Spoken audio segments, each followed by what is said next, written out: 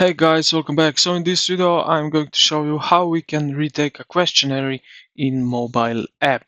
So open the eToro app and tap on the menu, which are three lines at the top left corner.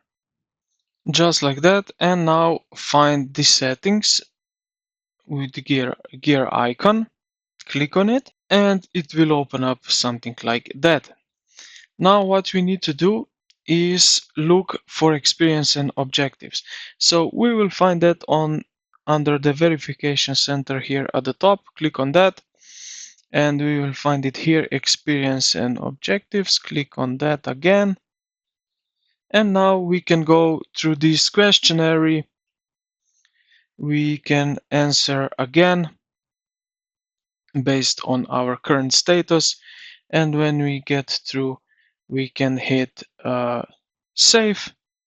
And with that, we will basically retake, with that method, we retake the questionnaire and updated our app and our thinking.